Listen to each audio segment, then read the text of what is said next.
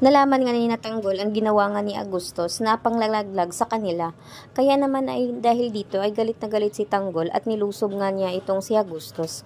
At dahil na rin dito ay papatayin na nga ito ni Tanggol. Nalaman kasi ng binata na itong ang si Agustos ay nilaglag nga sila dahil agad nga itong tumawag sa Mamba Cartel upang ipapatay raw itong kampo nga ni Natanggol.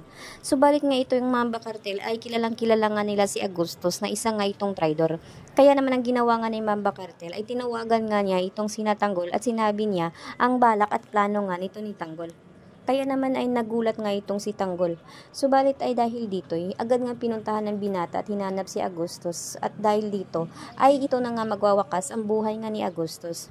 Nais nga rin ng Mamba Cartel na kunin rin ang loob ni Tanggol. Talaga nga namang walang totoong magkakampi sa ganitong klaseng negosyo. Subalit dahil nga dito, ang nais nga ng Mamba Cartel ay kakaibiganin nga nila itong si Tanggol dahil alam nilang malaki ang negosyo nga nito. At dahil na rin dito ay nais rin daw umano nilang makuha ang diamante na tinangay nga ni Tanggol.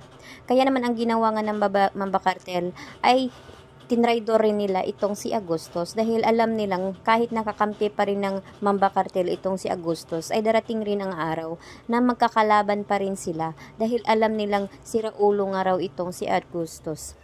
Kaya ang ginawa naman ni Tanggol ay papatayin na nga niya itong ang si Agustos upang matapos na rin ang katraidoran nito at ayaw na nga niya itong magiging mabuhay pa dahil alam niya na babalikan nga sila nito.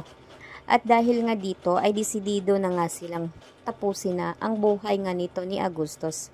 Sa ngayon naman, ang Mamba Cartel ay magkakaroon na naman sila ng maayos na pagsasama nito ni Tanggol.